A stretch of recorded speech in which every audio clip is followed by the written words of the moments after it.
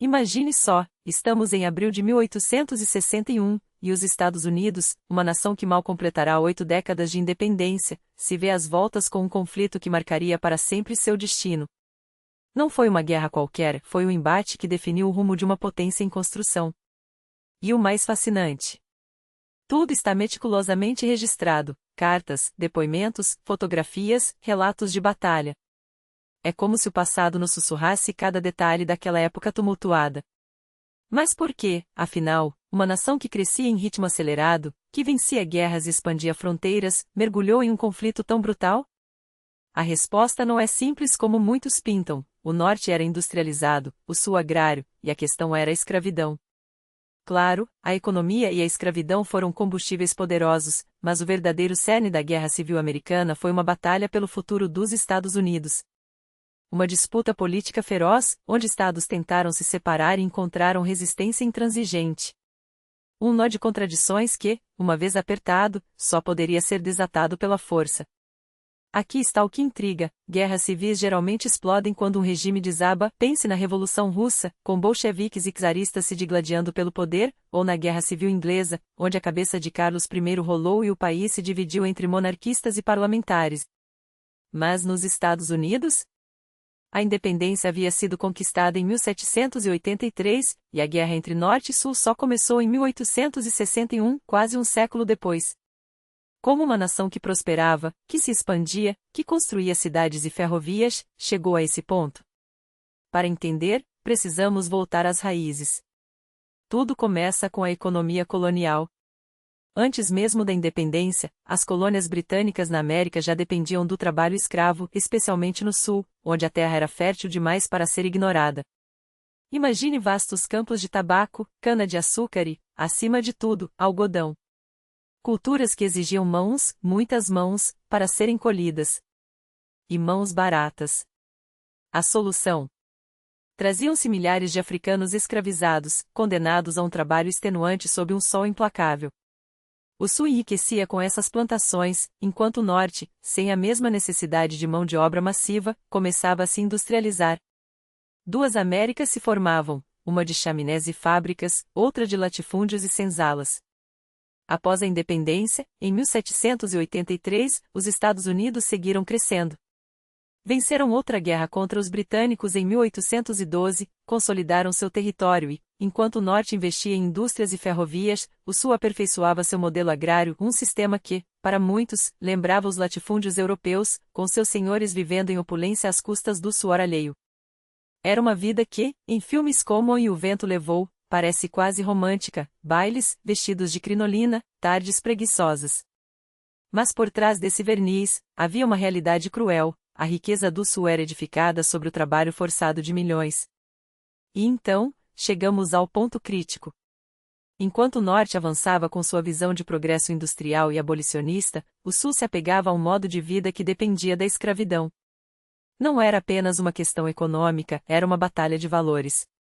No norte, cada vez mais vozes clamavam contra a barbaridade de um homem ser propriedade de outro. No sul, defendia-se que a escravidão era natural, um pilar da economia e da sociedade. Mas, no fundo, o que estava em jogo era algo maior: que tipo de nação os Estados Unidos seriam? Uma república unida ou uma confederação de estados soberanos? Essa tensão, alimentada por décadas de divergências, acabou por inflamar o conflito. Agora, pense conosco, em pleno século XXI, enquanto a tecnologia redefine nosso mundo, uma área se destaca como poucas: a ciência de dados. Analistas e cientistas de dados são os novos arquitetos do futuro. Os primeiros decifram o passado, transformam montanhas de informações em insights visuais, revelam padrões ocultos no comportamento de consumidores e mercados. Já os cientistas de dados olham para frente, constroem modelos preditivos, ensinam máquinas a antecipar tendências e a tomar decisões inteligentes. São profissionais cobiçados, desde startups ágeis até gigantes corporativos, com salários que refletem seu valor estratégico. E o melhor: não importa a sua idade ou formação anterior. O que conta é a qualidade do seu treinamento. É aqui que o Yandex Practicum brilha. Concursos 100% online, ministrados por especialistas e mentores experientes, você não apenas aprende a teoria, você coloca a mão na massa desde o primeiro dia. Os projetos práticos são reais, desafiadores, e ao final, você sai com um portfólio sólido, capaz de impressionar qualquer recrutador. Além disso, o suporte do Centro de Carreiras ajuda a lapidar seu currículo e a se preparar para as entrevistas, aumentando suas chances no mercado. Se você sempre sonhou em entrar para o universo tech, esta é a sua oportunidade. E o melhor, pode começar sem risco. O Yandex Practicum oferece uma introdução gratuita, onde você conhece as profissões de analista e cientista de dados, aprende noções básicas de Python e análise de dados. É a chance de experimentar antes de se comprometer. Acesse o link na descrição, faça o teste e dê o primeiro passo para uma carreira que está moldando o amanhã. Porque, no fim das contas, assim como a Guerra Civil Americana redefiniu uma nação, dominar a ciência de dados pode redefinir o seu futuro. A história se faz com escolhas e a sua começa agora. E aqui está o cerne da questão: mesmo que a escravidão não fosse tão massiva quanto no Sul, ela existia. E, enquanto isso, no Norte, nascia um movimento que ganhava força como um incêndio em campo seco, o abolicionismo. Não por acaso. O Norte se desenvolvia de outra forma: fábricas, comércio, uma economia que não dependia do chicote para girar. E é aí que você pergunta: mas como assim lutar por direitos? A Declaração de Independência não diz que a liberdade é um direito inalienável? Sim, diz. E a Constituição também. Mas aqui está o truque: quando esses documentos foram escritos, a liberdade em que eles defendiam era, acima de tudo, a liberdade das colônias frente à coroa britânica. Não a liberdade de todos. E quando os abolicionistas do Norte espetavam os fazendeiros do Sul com essas palavras, liberdade para todos, não é? A resposta era sempre a mesma: onde está escrito que isso inclui os negros? Não estava. Pior, os mesmos documentos que falavam em liberdade também protegiam a propriedade privada. E, para o Sul, os escravos eram propriedade. Vocês querem nos tirar nossos meios de produção? Isso é roubo. Era um jogo de palavras imbatível. Os sulistas viam nos escravos não apenas mão de obra, mas uma extensão de suas famílias. Nós cuidamos deles, como de filhos, diziam, enquanto vendiam maridos para uma fazenda e mulheres para outra, separando famílias como se fossem gado. No Norte, vocês exploram imigrantes até a morte e depois os jogam na rua. Nós, pelo menos, damos teto e comida. Convenientemente, esqueciam de mencionar as chibatadas, as jornadas exaustivas sob sol escaldante, os castigos que deixavam cicatrizes na pele e na alma. E assim se formou aquele estranho contraste: um Sul que se via como moralmente superior por não abandonar seus dependentes, a mesmo que os tratasse como objetos, e um Norte que, embora condenasse a escravidão, ainda lucrava com ela. Afinal, quem você acha que fornecia os escravos para as plantações do Sul? Os próprios estados do Norte, que os vendiam como mercadoria. Hipocrisia? Talvez. Mas a história não é feita de heróis puros, é feita de interesses. E é aqui que entra o grande jogo político. Porque os Estados Unidos não eram apenas uma nação dividida entre livres e escravos, era um tabuleiro onde cada estado era uma peça, e cada voto no Congresso, uma jogada estratégica. Se o Sul tivesse mais estados escravistas, dominaria as decisões. Se o Norte tivesse mais estados livres, o equilíbrio penderia para o outro lado. E, por décadas, esse equilíbrio foi mantido à custa de compromissos. Aqueles mesmos documentos que você julga sagrados, a Constituição, a Declaração, a Carta de Direitos, eram interpretados, torcidos e adaptados conforme a conveniência. Ah, mas o Bill de Direitos garante a autonomia dos estados, gritavam os sulistas. Pois então deixem-nos viver como queremos. E assim, em 1820, quando Missouri bateu à porta da União como um estado escravista, o Congresso entrou em pânico. Se aceitarmos, o Sul ganha mais poder. A solução? Um acordo sujo. O Missouri entraria como escravista, mas, dali para frente, qualquer estado acima da linha dos 36 graus 30 de latitude norte seria livre. Um mapa traçado à régua para manter a paz. E funcionou, por 40 anos. Até que a fronteira começou a se mover. Porque a América não era só costa leste, era um continente a ser conquistado. Era o frontier, a terra de ninguém onde colonos, aventureiros e sonhadores empurravam as fronteiras em direção ao oeste, aos territórios mexicanos, às planícies onde o futuro seria escrito com sangue e ambição. E foi nesse caldeirão que tudo começou a ferver de novo. Porque cada novo estado, cada novo território, era uma bomba relógio, livre ou escravista. A resposta definiria não só o destino de milhões, mas o futuro de uma nação. E é nesse momento que eu confesso algo: sou um cinéfilo incurável. Não só escrevo roteiros e dirijo documentários, vivo dentro do cinema. Em qualquer lugar, a qualquer hora, porque é nas telas que a história ganha cor, drama e, acima de tudo, verdade. E se você quer entender como esses conflitos moldaram não só a América, mas o mundo que vivemos hoje, bem, a próxima cena já está rolando. E você não vai querer perder. E aqui está o detalhe que faz toda a diferença: hoje, com os serviços de streaming, você pode mergulhar nessa história épica sem sair do sofá. Seja na tela gigante da sua sala ou no celular, entre uma reunião e outra, o cinema está ao alcance de um clique.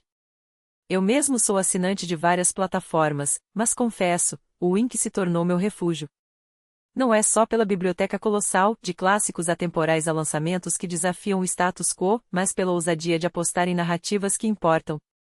E falando em narrativas que cortam como lâmina, você já assistiu a Atrizes, a nova série original do Wink produzida por Fyodor Bondarchuk com roteiro da brilhante Polina Andreeva?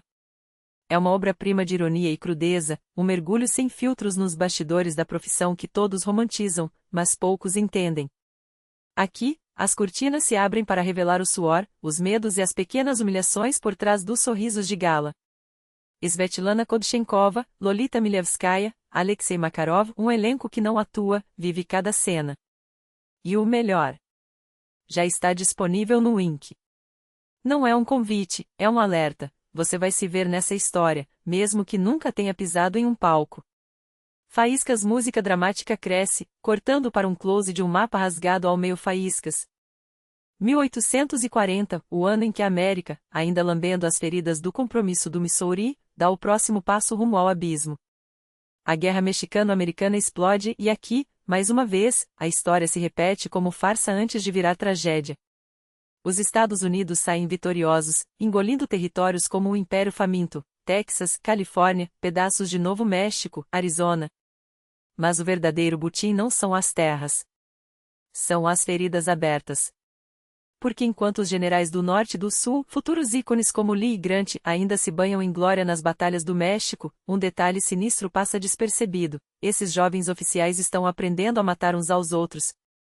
E o que começa como uma guerra por expansão logo se transforma em um ensaio para o conflito que virá. Então vem o Texas, teimoso como um cowboy bêbado: nós entramos na União como Estado escravagista, e pronto.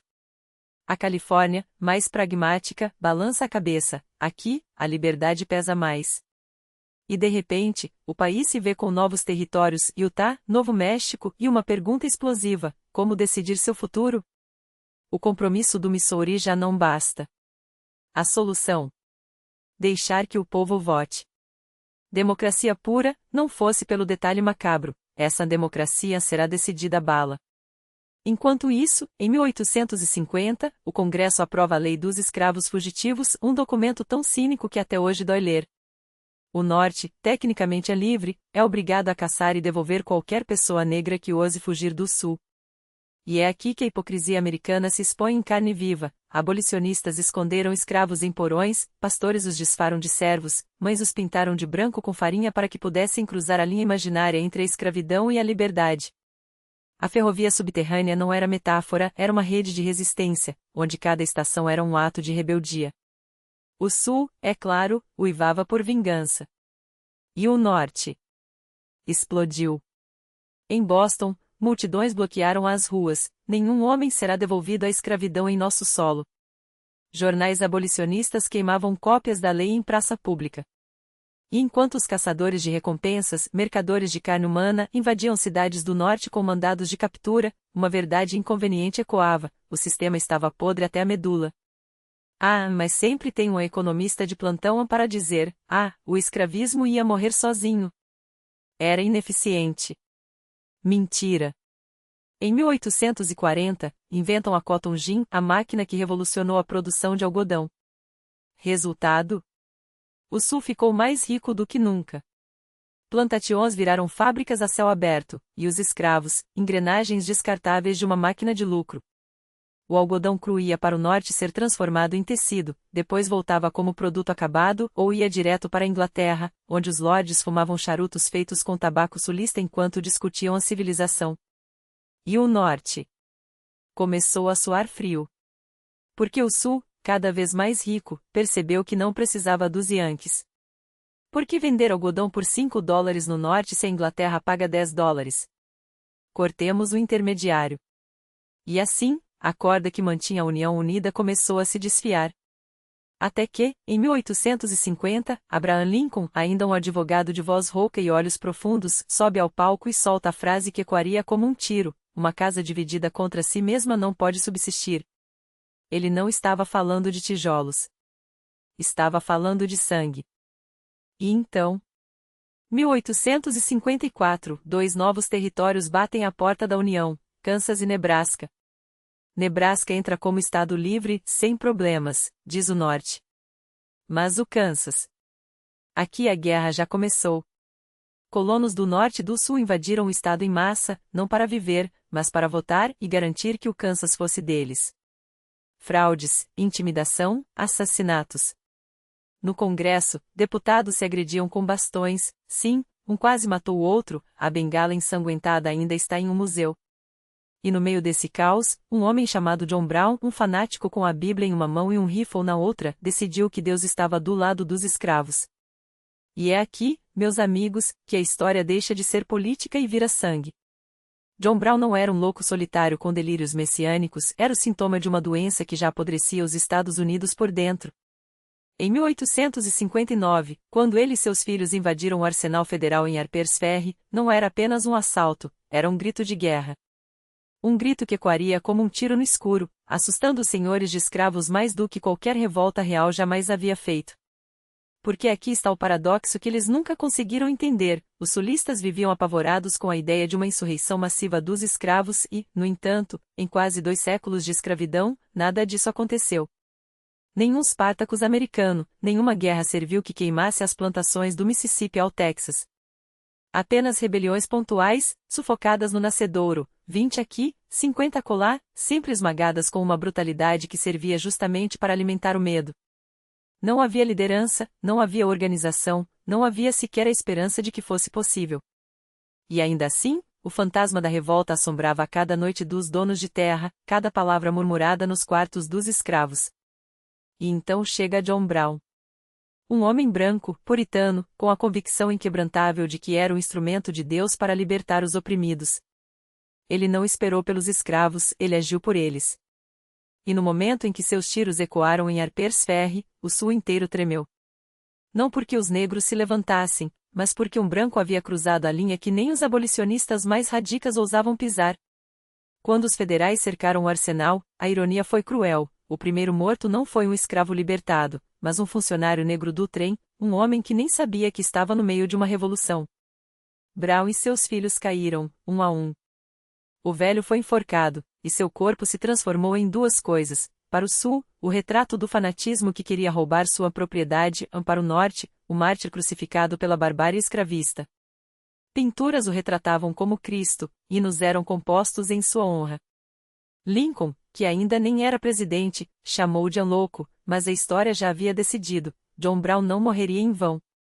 Enquanto isso, o Kansas, esse campo de batalha onde a democracia havia se transformado em guerra de facões, finalmente entrava na União como Estado livre, em 1860. Uma vitória moral? Talvez. Mas a vitória que realmente importava estava por vir. Porque as engrenagens da separação já estavam girando. O Sul olhava para Washington e via um futuro onde suas leis, sua economia, sua forma de vida seriam esmagadas pelo avanço abolicionista. Vocês querem nos proibir de ter escravos? Querem nos impor sua moral de hipócritas, rosnavam os senhores de terra. Então que se dane esta união. Nós vamos embora. E quando Abraham Lincoln, aquele advogado desengonçado, de voz nasal e barba por fazer, que os sulistas chamavam de macaco de terno, venceu as eleições de 1860 sem um único voto dos estados abaixo da linha Mason-Dixon, o Sul soube: não havia mais volta. A Constituição não previa um mecanismo para sair da União. Os fundadores, afinal, haviam escrito aquelas páginas para criar um país, não para desmontá-lo. Mas os sulistas, mestres em distorcer leis quando lhes convinha, decidiram que o silêncio do documento era permissão. Se não está proibido, está permitido, bradavam, os mesmos que negavam direitos aos negros com base nos mesmos papéis amarelados. Em dezembro de 1860, a Carolina do Sul deu o primeiro passo.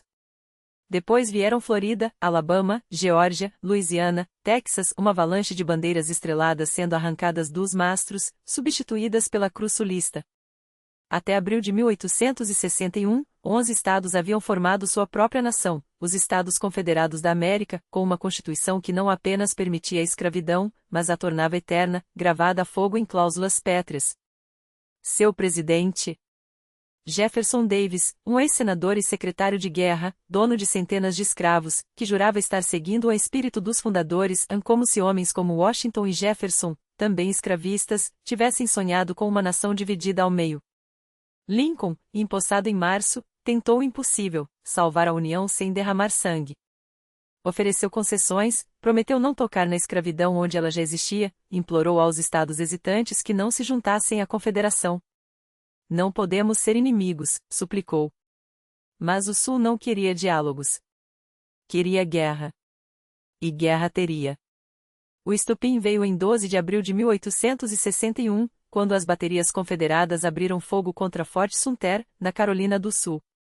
Um forte federal, guarnecido por soldados que ainda juravam lealdade à bandeira das estrelas.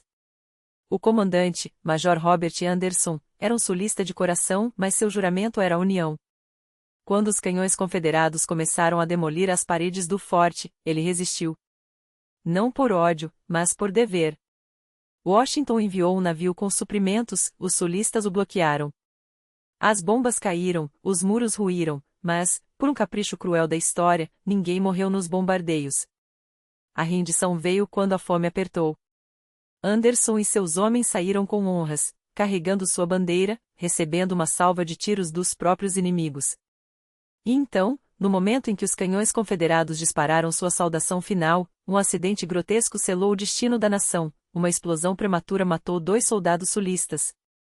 As primeiras vítimas de uma guerra que engoliria 750 mil almas. Quando Lincoln subiu ao pódio em Washington para anunciar que a União resistiria, não havia mais espaço para meias palavras. A nação que havia nascido de uma revolução contra a tirania agora enfrentava sua própria fratura. E o homem que jurara preservá-la sabia de uma coisa: ou os Estados Unidos sobreviveriam, ou deixariam de existir para sempre. Lincoln lança então o chamado aos voluntários, e aqui está o detalhe crucial: nem Norte nem Sul enfrentam dificuldades para recrutar.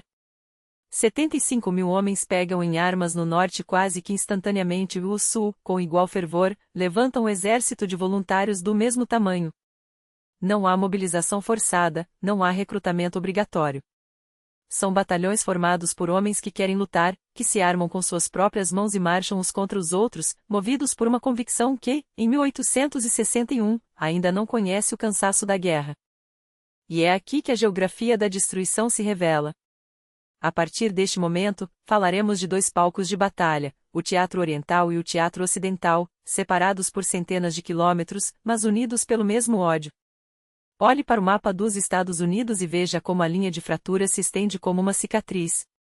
2 corações pulsantes de violência, e o primeiro grande embate explode em julho, perto de um lugar chamado Bull Run, ou Manassas, como preferem os sulistas. Ali, os exércitos da Confederação e da União se encontram pela primeira vez em escala massiva.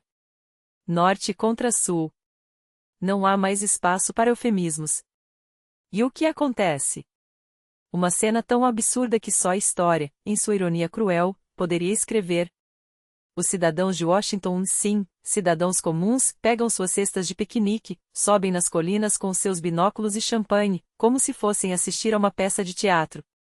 Nossos valentes rapazes do norte vão esmagar esses sulistas em 1 hora, riem, enquanto mastigam sanduíches.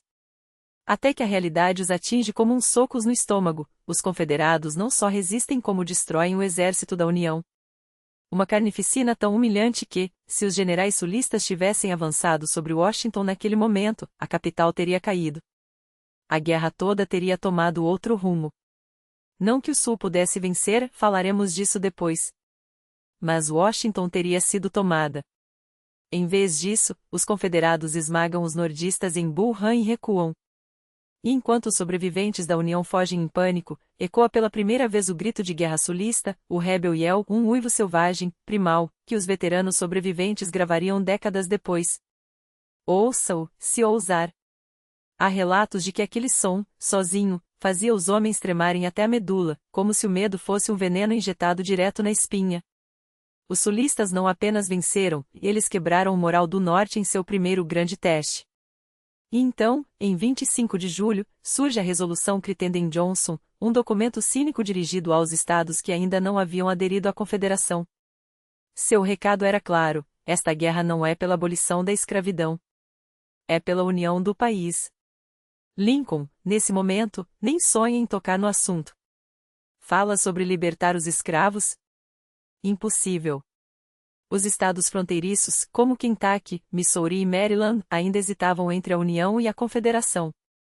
Se ele ousasse ameaçar a instituição peculiar, eles desertariam para o sul em massa. Então, não, a escravidão não era o motivo da guerra. Ainda não. Mas a história não espera por discursos. Em outubro, a União leva outro soco na boca, a Batalha de Ball's Bluff, mais uma derrota vergonhosa.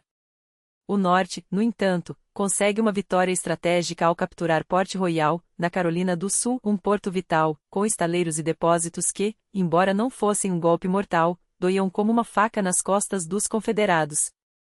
Em dezembro, a Virgínia começa a se desintegrar por dentro, a região oeste do estado, que nunca havia apoiado a escravidão, se rebela e é ocupada pelas tropas da União.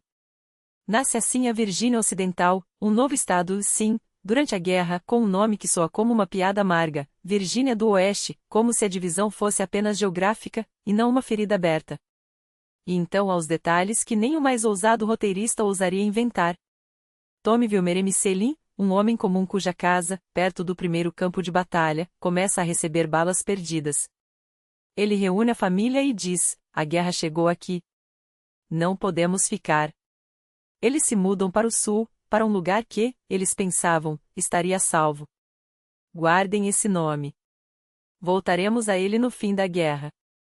1861 prova uma coisa: o Norte não sabe lutar. O Sul sabe, mas não quer. Os confederados não almejam conquistar o Norte, querem apenas defender suas fronteiras. E eles o fazem com uma eficiência brutal. Após esmagar os nordistas repetidas vezes, param na linha divisória, como um boxeador que domina o adversário mas não o nocauteia. E é aqui que Lincoln descobre seu primeiro grande problema: seus generais são um desastre. O pior deles? George B. McClellan, o comandante do Teatro Oriental. A história o lembrará como o general que sempre tinha um plano, e nunca o executava. Os livros dirão que ele era cauteloso, metódico.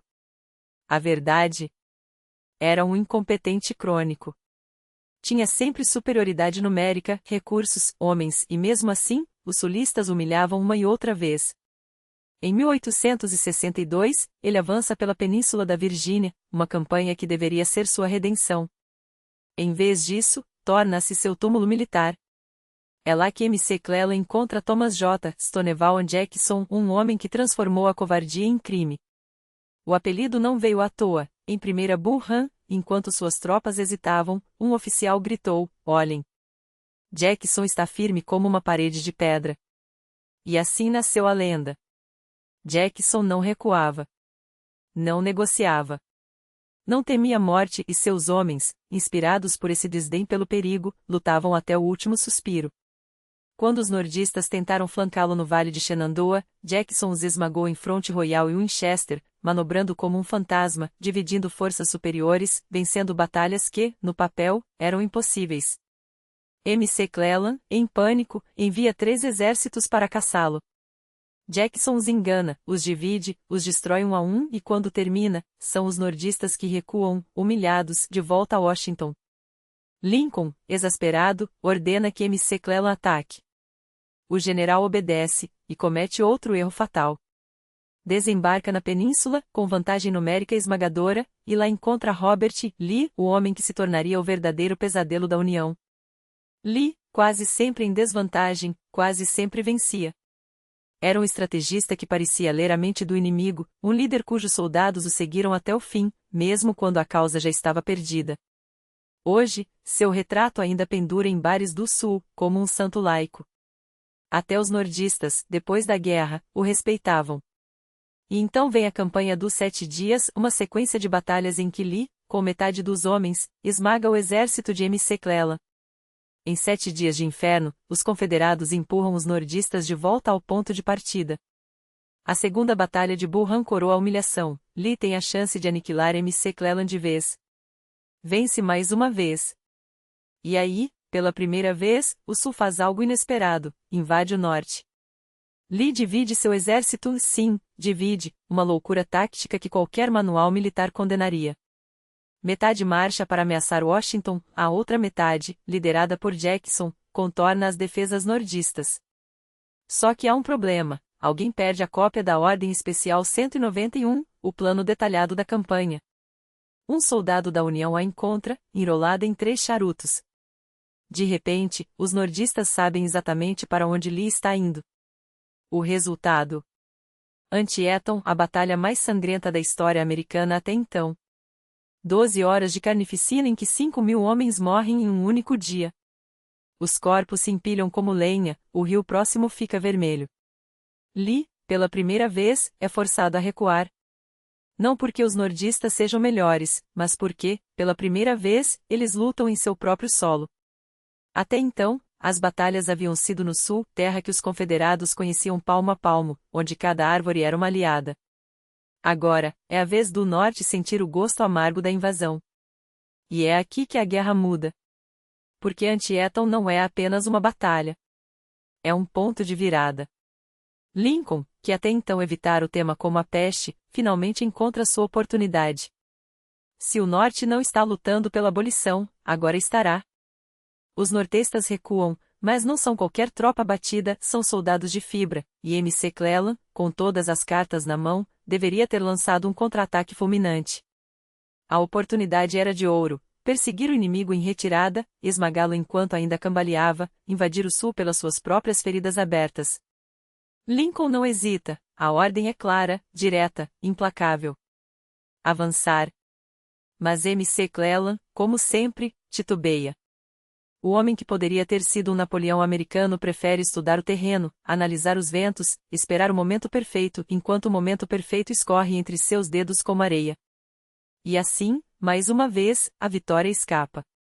Não por falta de homens, não por falta de armas, mas por falta de um comandante que ousasse vencer. Enquanto o leste se afoga em indecisões, o oeste se torna o palco de uma guerra diferente. Lá, os nortestas não tropeçam, avançam. Não com a elegância dos manuais militares, mas com a teimosia de quem sabe que, no fim das contas, quem tem mais recursos ganha. E o norte tem. Tem fábricas, tem carvão, tem a Europa como aliada silenciosa. Então faz o óbvio, esgana o sul. Um bloqueio naval tão sufocante que nem os contrabandistas mais audazes, aqueles que arrecadam fortunas riscando a linha entre heróis e piratas, conseguem furar. Os portos do sul se fecham como uma armadilha. E lá dentro, a confederação começa a sufocar. Onde arrumar rifles? Os arsenais do norte. Munição. As fábricas francesas, agora inacessíveis. Remédios. Os hospitais se enchem de soldados morrendo de gangrena por falta de sulfato de quinino. O Sul, que sonhava com uma guerra rápida e gloriosa, descobre a crueldade da matemática: não se vence uma guerra sem indústria. E enquanto os generais discutem táticas, os engenheiros, esses, sim, os verdadeiros heróis anônimos, inventam a guerra moderna na marrã. É aqui que o futuro bate à porta com um estrondo. A cavalo. Não. Com ferro, vapor e fogo. Aparecem as metralhadoras, ainda primitivas, mas já anunciando o massacre industrializado. A coluna vertebral da infantaria, a baioneta, começa a envelhecer diante das balas que cortam o ar como giletes. E então, ela surge, a colossal Ironclad, o monstro de metal que faz os navios de madeira parecerem brinquedos de criança. Os sulistas, sempre criativos na desesperança, pegam os restos carbonizados de um navio da União, apenas o casco e a máquina a vapor sobrevivem ao incêndio e o transformam em algo nunca visto.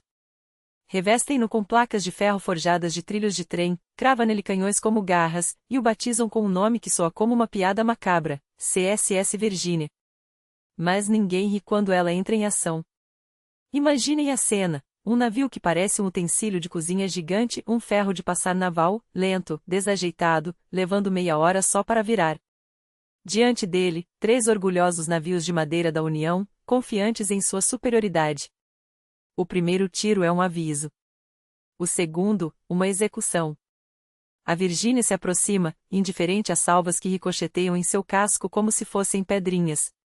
Um canhão. Boom! O primeiro navio se desintegra em lascas. O segundo tenta fugir, recebe um golpe de misericórdia e afunda. O terceiro, em pânico, foge.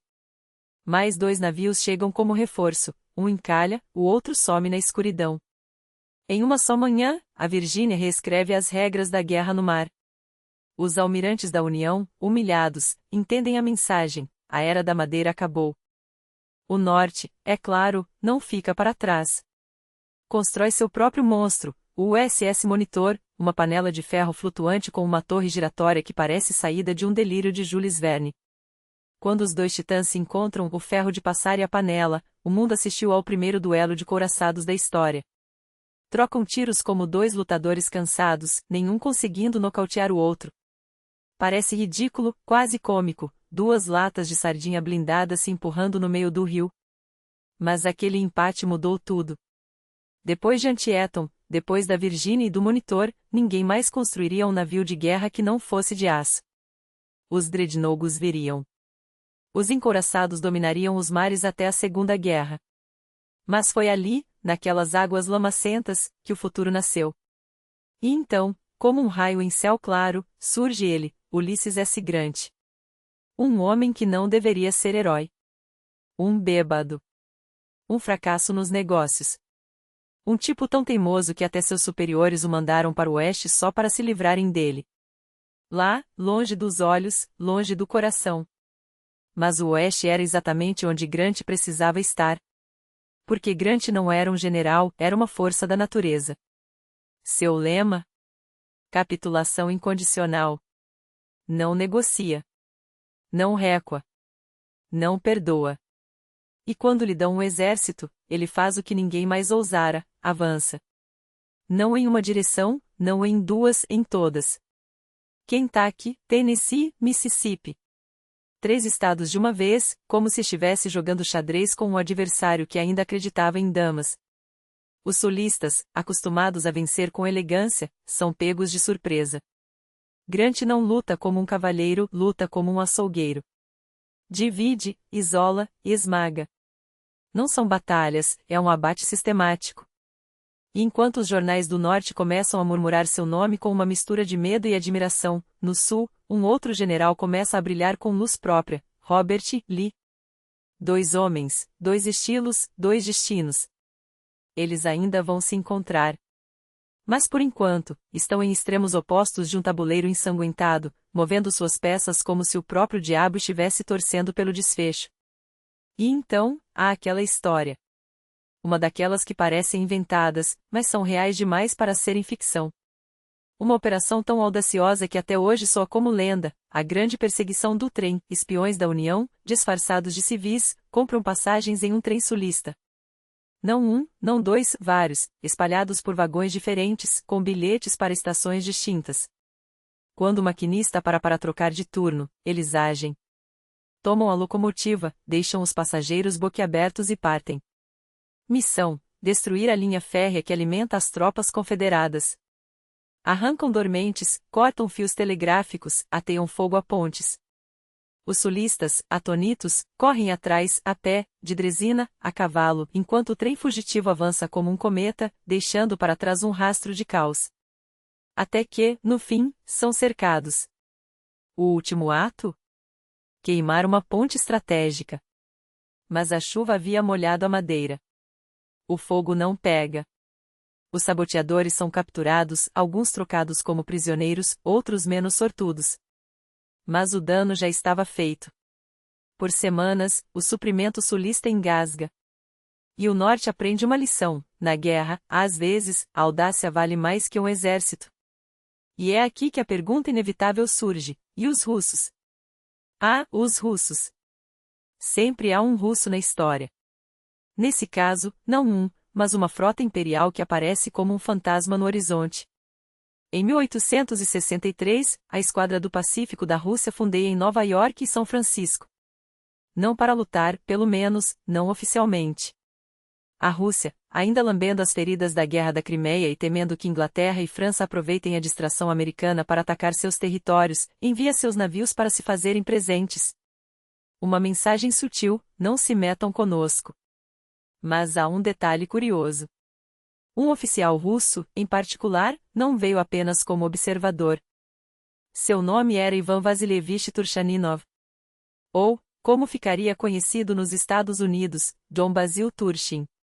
Um homem forjado no fogo das revoluções europeias, um engenheiro militar que servirá ao czar, mas cuja consciência já não suportava mais o peso do absolutismo. Em 1856, depois de trocar cartas inflamadas com Herzen, o exilado que denunciava a podridão do Império Russo, Turchaninov faz o impensável: deserta. Leva a esposa, cruza o oceano e reinventa-se em Chicago. Mas a América não é o paraíso que sonhara. Aqui, o dinheiro é o novo czar, escreve, amargurado. Até que a guerra estoura. E Turchin, o ex-oficial do exército imperial, vê sua chance.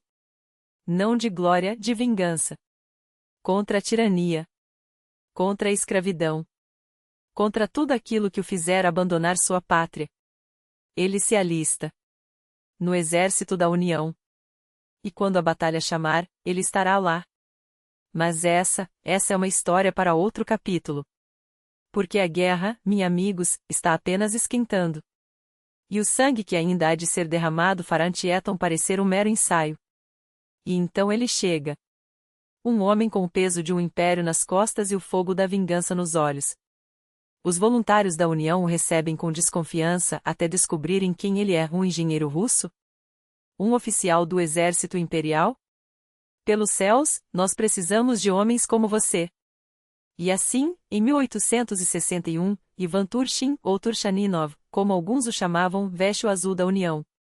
Não como um recém-chegado, mas como quem já carregou espadas em batalhas que fariam os generais americanos tremerem. Mas 1862 seria seu ano. Sob o comando do general Buell, sua brigada avança pelo Ohio, e logo o atrito começa. Porque Buell, meus amigos, era daqueles comandantes que lutavam com luvas de pelica, cauteloso, hesitante, enquanto os confederados riam e os partisans sulistas cortavam as linhas de suprimento como facas na manteiga. Turchin, porém, conhecia outra guerra. Uma guerra onde se queima a terra atrás de si, onde a misericórdia é um luxo que só os vivos podem pagar. E em 2 de maio de 1862, ele decide mostrar como se faz. A cidade de Atentens, na Geórgia, cai em suas mãos. E então, com uma voz que cortava como aço siberiano, ele ordena: por 3 dias, estou cego. Façam o que quiserem. O que se seguiu não foi batalha, foi devastação. Saques, incêndios, um prejuízo de $55.000, uma fortuna na época. Os jornais do Norte uivaram: o russo ensina como se guerreia. Os sulistas, pela primeira vez, sentiram o gosto amargo do medo. Mas a União tremeu. Porque quando o comandante Buell soube, não houve elogios. Houve um tribunal. Marodagem. Destruição de propriedade. Crimes de guerra. Chicago se encheu de jurados prontos a condená-lo até ouvirem os soldados. Ele é o único que luta como se esta guerra fosse de verdade, gritavam. Vocês querem vencer ou querem fazer caridade para traidores? E então, algo inesperado, os jurados começaram a absolvê-lo. 1 a 1.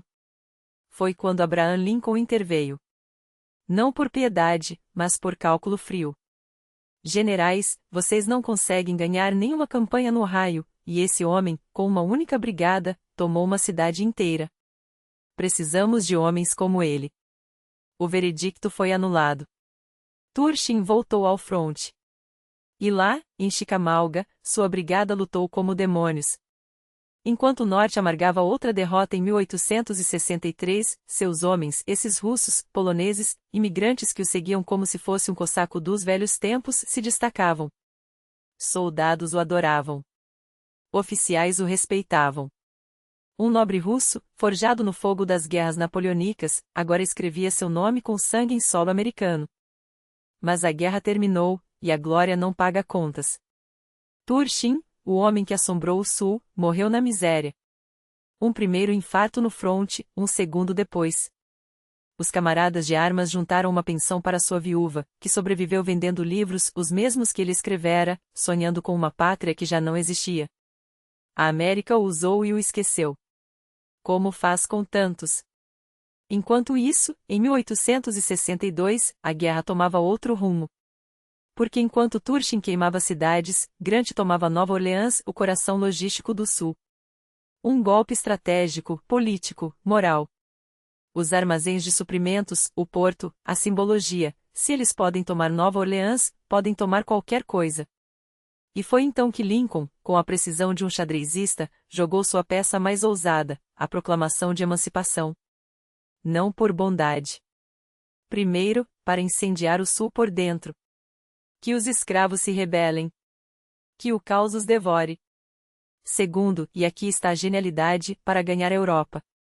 Porque a Inglaterra e a França, essas damas hipócritas do velho mundo, começavam a flertar com os confederados.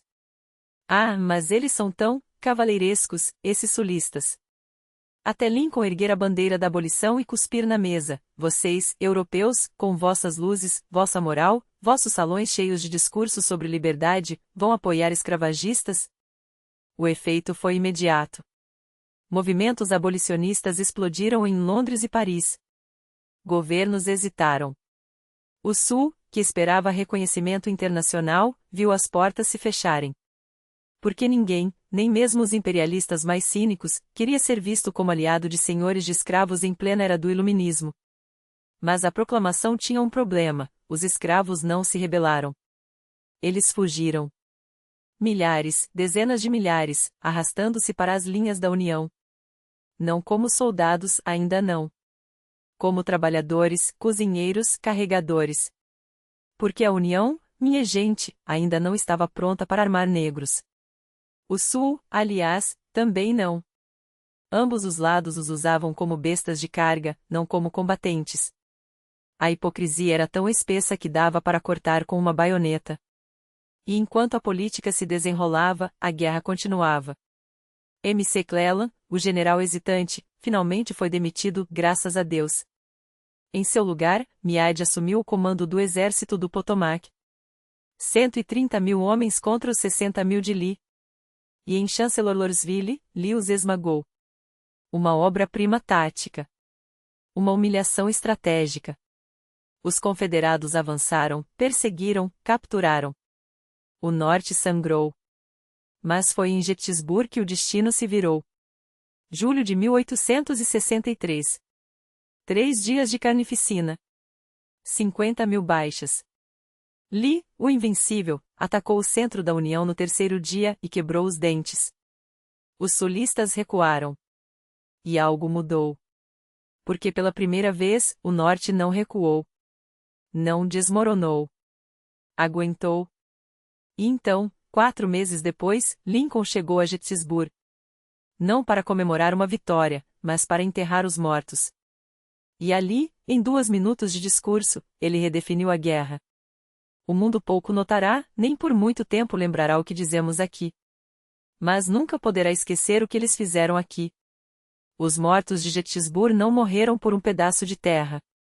Morreram por uma ideia, que uma nação concebida na liberdade devia, sobreviver.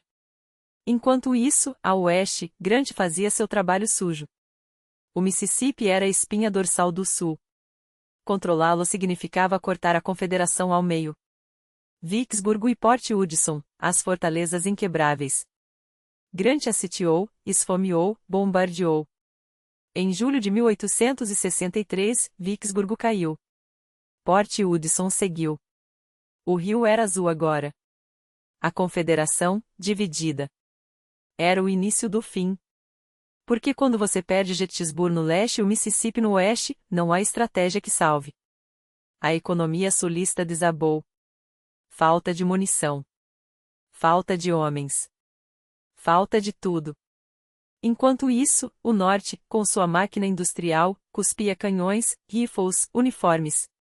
E soldados. Sempre mais soldados. E assim, quando 1863 terminou, uma coisa era clara: o Sul ainda lutaria. Lutaria com unhas e dentes. Mas a matemática da guerra já estava escrita. E ela não mentia. E foi justamente nesse momento, no coração de 1863, que Lincoln deu o passo que mudaria tudo: autorizou o alistamento de soldados negros. Não eram poucos, cerca de 10% do exército da União passou a ser composto por eles. E aqui está a diferença brutal: enquanto outros lutavam por bandeiras, por terra ou por orgulho, esses homens lutavam pela própria liberdade. Não havia meio-termo, não havia recuo. Eles avançavam como quem não tem nada a perder, porque não tinham mesmo. E essa determinação desumana se transformou no maior trunfo do Norte. O Sul, que os via como propriedade, agora os enfrentava como uma força implacável. Enquanto isso, no leste, o general Meade, comandante das tropas da União, começou a apertar o cerco. Não eram batalhas decisivas, mas golpes precisos, como facadas que sangram aos poucos. Lee, o gênio sulista, sentia o chão tremer. Cada retirada era um passo para o abismo. A matemática da guerra não mentia: o norte avançava, o sul recuava. E então chegou 1864.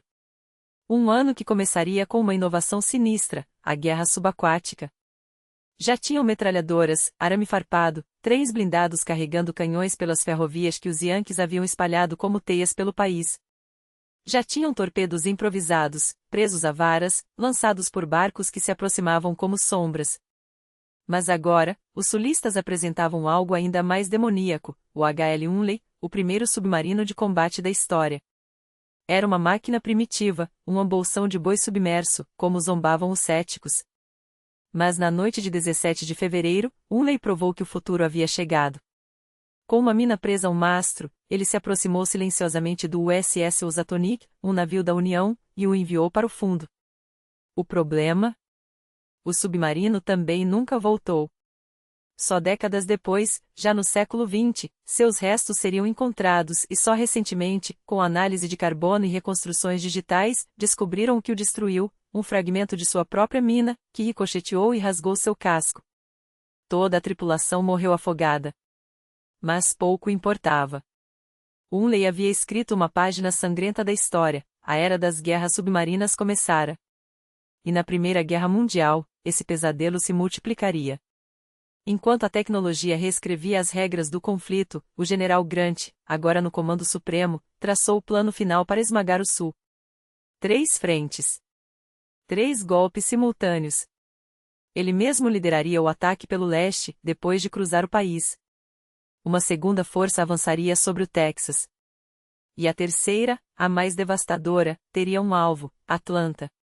Atlanta não era apenas uma cidade, era o coração da Confederação. O centro nervoso, o símbolo. E o homem encarregado de tomá-la era William Tecumseh Sherman, um general que não conhecia piedade. Enquanto Grant esmagava Lee em Virgínia, Sherman marchava sobre a Geórgia. Os sulistas resistiram, comandados pelo brilhante, mas superado, general Johnston. Mas quando Atlanta caiu, em setembro, Johnston fez o impensável: explodiu os depósitos de munição. O fogo consumiu a cidade, engolindo até os hospitais lotados de feridos. Foi o sinal. Sherman não pararia por aí. E então veio o Marte Todessi. De 15 de novembro a 21 de dezembro, 60.000 homens avançaram como uma praga bíblica, cortando um rastro de 480 quilômetros de Atlanta até Savannah. Não levavam suprimentos. Não precisavam. Viviam do que pilhavam. O que não servia, queimavam.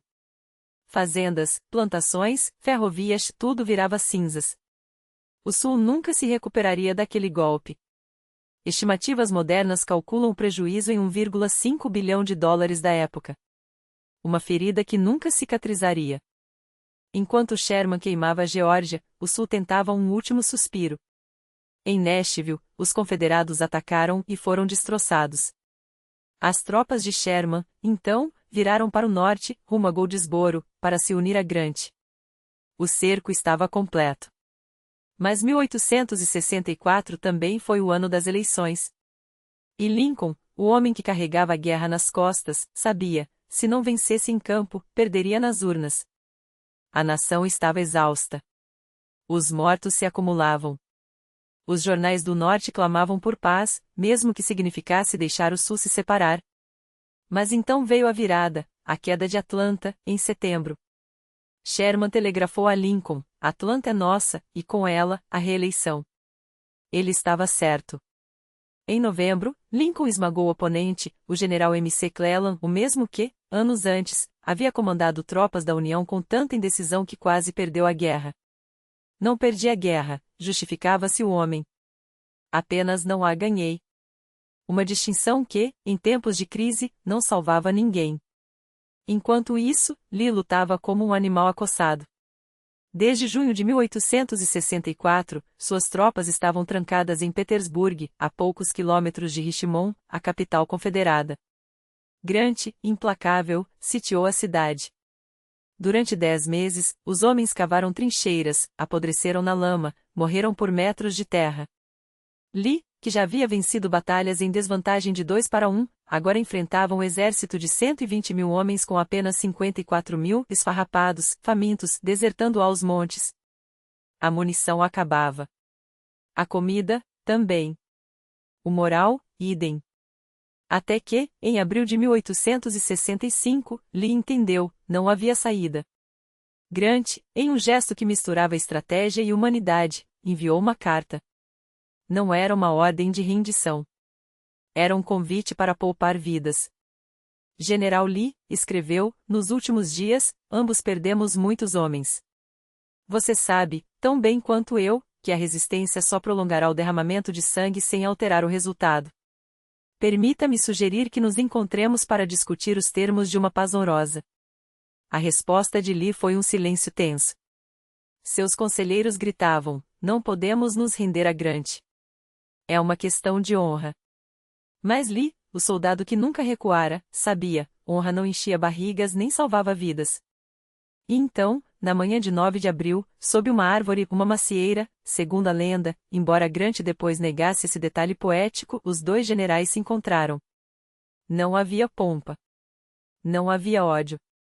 Apenas dois homens exaustos, um vencedor, um vencido, sentados à mesa para escrever o fim. Grant ofereceu termos generosos: os soldados confederados poderiam voltar para casa com suas armas pessoais, seus cavalos, suas dignidades. Não vamos persegui-los, disse. A guerra acabou. Lee, com a voz trêmula, perguntou sobre as montarias que seus homens haviam tomado de civis. Não posso decidir isso agora, respondeu Grant. Mas não se preocupe. Não deixarei que seus homens sejam humilhados. Sherman, consultado mais tarde, concordou: os cavalos seriam devolvidos. Era o fim. Não com um estrondo, mas com um aperto de mão. A confederação estava morta. A União, embora ferida, sobreviveria. E a América, para o bem ou para o mal, nunca mais seria a mesma.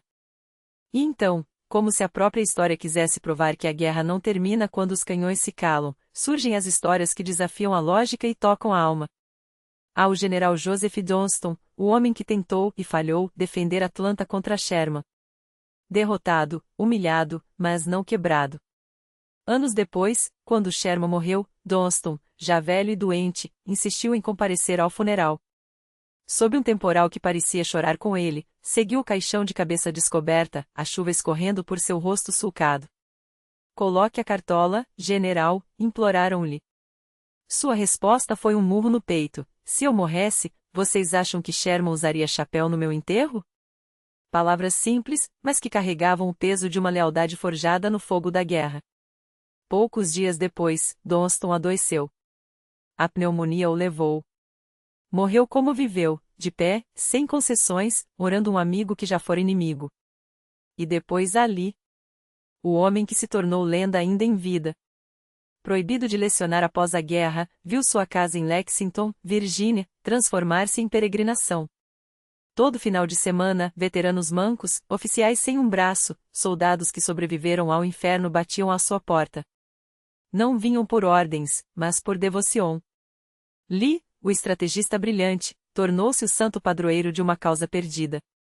O Sul idolatrava não porque ele tivesse vencido, mas porque havia lutado até o último suspiro. E assim, a capitulação em Appomattox não foi o fim, foi o nascimento de um mito. Mas há um homem que a história quase esqueceu. Wilmer M. Lee, o comerciante de açúcar que fugiu da guerra uma vez, duas vezes, e ainda assim a guerra o encontrou. Sua primeira casa, em Manassas, foi o palco da primeira batalha de Bull Run. Granadas explodiram em seu jardim, balas cravadas nas paredes. Demais para mim, pensou, e mudou-se para Appomattox, longe dos combates. Até que, em abril de 1865, generais de ambos os lados bateram à sua porta. Precisamos de uma sala para assinar a paz. M.C. Lee, resignado, apontou para a mesa da sala de estar. A guerra começou no meu quintal e terminou na minha sala de jantar, diria mais tarde, com um humor amargo que só quem viu o absurdo da história poderia ter. E enquanto Grant e Lee apertavam as mãos, os oportunistas já espreitavam. A mesa foi vendida por $50, as cadeiras por 20 cada, os castiçais por 10. Relíquias instantâneas, saques legais. A América, mesmo em sua hora mais solene, não perdia o faro para os negócios. 9 de abril. Data que deveria ter fechado o livro. Mas a guerra, como um fantasma teimoso, ainda assombraria o país por décadas. Havia mais batalhas no sul, pequenas, fúteis, como o último suspiro de um moribundo. Jefferson Davis, o presidente confederado, foi preso, passou 2 anos na prisão, mas a Justiça do Norte, surpreendentemente, não foi cruel. Alguns foram julgados por crimes de guerra, a maioria, perdoada. Não houve fuzilamentos em massa, nem purga. O Norte, vitorioso, poderia ter esmagado o Sul. Não o fez. Talvez por magnanimidade, talvez por cansaço. Ou talvez porque, no fundo, soubesse que uma nação dividida não se reconstrói com vingança, mas com tempo. E então veio a noite de 14 de abril. Abraham Lincoln, o homem que salvou a União, foi ao Teatro Ford para rir um pouco. A guerra havia acabado. Ele merecia um momento de paz. Mas a história não concede descansos a gigantes. John Wilkes Booth, um ator medíocre e um fanático confederado, entrou na sua cabine e disparou. Lincoln morreu na manhã seguinte, e com ele, o último suspiro de reconciliação fácil. Booth fugiu, foi caçado como um animal, e morreu em uma fazenda da Virgínia, atirado por um soldado da União enquanto gritava: "Diga à minha mãe que morri pela minha país." Palavras vazias. O Sul não ganhou nada com aquele tiro. Só perdeu mais um pouco de sua alma. Os números, quando chegam, são um soco no estômago. 2.800.000 homens mobilizados pelo Norte. 1 milhão pelo Sul. 616.000 mortos. 410.000 desaparecidos. 1 milhão de vidas apagadas. Para uma nação de 31 milhões, era como se cada família tivesse perdido um filho, um pai, um irmão. As cidades do Sul, reduzidas a cinzas. Plantações queimadas, ferrovias destruídas, uma economia que levaria gerações para se reerguer. E os escravos? Livres, sim. Mas livres para quê? A proclamação de emancipação havia quebrado as correntes, mas não dera terras, nem direitos, nem dignidade. A segregação já espreitava, disfarçada de leis separadas mas iguais. Os negros podiam não ser mais propriedade, mas ainda eram cidadãos de segunda classe. E assim, a semente da luta que explodiria 100 anos depois, com Martin Luther King, com Malcolm X, com os cães policiais de Birmingham, já estava plantada em Appomattox. O Sul não se rendeu de verdade. Nunca se rendeu. Ainda hoje, bandeiras confederadas tremulam em varandas, adesivos em picapes, tatuagens em braços. Para 57% dos americanos em 2015, aquele estandarte vermelho e azul era herança sulista, não racismo. Mas pergunte a um negro do Mississippi o que ele significa, e a resposta será outra. A guerra terminou em 1865, mas a batalha pela memória? Essa ainda está sendo travada. Os veteranos confederados, orgulhosos e amargurados, fundaram o Ku Klux Klan, uma irmandade de capuzes brancos que linchava à noite e pregava a supremacia de dia. O governo federal os perseguiu, esmagou, mas como um vírus, o ódio sempre encontra uma maneira de mutar. Hoje, o Klan pode não marchar pelas ruas, mas suas ideias ainda respiram em fóruns da internet, em discursos políticos, em olhares tortos quando um homem negro ousa sentar-se à mesa de um restaurante de brancos. Eis a ironia cruel: a Guerra Civil não foi só sobre escravidão ou Estados Direitos. Foi sobre duas Américas, uma industrial, ambiciosa, que olhava para o futuro, outra agrária, nostálgica, presa a um passado que nunca existiu. O Sul perdeu a guerra, mas ganhou o direito de contar sua versão da história. E assim, até hoje, há quem acredite que a Confederação lutou por a liberdade e não por escravidão, que a bandeira de batalha é um símbolo de resistência e não de opressão. Como disse Rhett Butler em E o Vento Levou, nós éramos cavalheiros, e cavalheiros não pensam em coisas como fábricas ou minas de carvão. Tínhamos algodão, escravos e orgulho. E eles tinham tudo mais. A América pagou por essa guerra com sangue, sim. Mas pagou também com uma hipotecada, a dívida de uma nação que se recusa a olhar de frente para suas feridas. Os estados, após 1865, mantiveram seu poder e sua teimosia. Cada um com suas leis, seus costumes, suas formas de fazer justiça. Quando você vê um filme americano e um criminoso foge para outro estado porque lá a lei é diferente, saiba, isso nasceu na Guerra Civil. Quando você ouve falar em direitos dos estados como um mantra sagrado, lembre-se, foi essa mesma desculpa que justificou a secessão. A América aprendeu a viver com suas contradições. E, de certa forma, foi isso que a tornou forte. Mas também foi isso que a deixou doente. Porque, no final das contas, Appomattox não foi um ponto final. Foi uma vírgula. Uma pausa longa e dolorosa antes da próxima frase. E a próxima frase, como sabemos, ainda está sendo escrita. E é por isso que a Guerra Civil não é apenas um capítulo fechado nos livros de história, ela é a ferida aberta que ainda pulsa no corpo da nação. Tudo que os Estados Unidos são hoje, suas glórias, suas fraturas, seus sonhos e seus pesadelos, nasceu naquele campo de batalha. Não por acaso, não por coincidência, mas porque ali, entre a fumaça dos canhões e o sangue dos soldados, se decidiu o que a América seria, uma nação dividida ou uma nação em disputa. E a disputa nunca terminou.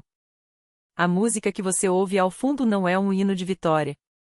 É um lamento. Um eco que ressoa desde Shiloh até Selma, de Antietam até os protestos de hoje. Porque a Guerra Civil não acabou em 1865, ela apenas mudou de forma.